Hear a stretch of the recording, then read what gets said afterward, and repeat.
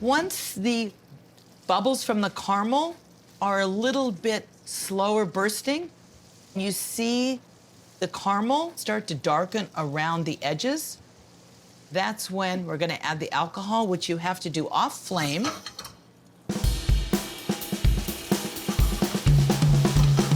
And then ignite it. And we're just gonna cook the alcohol out.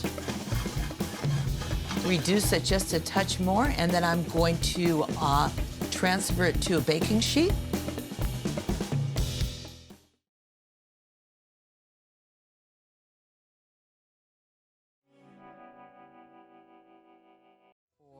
My apples have absorbed as much of the caramel as possible.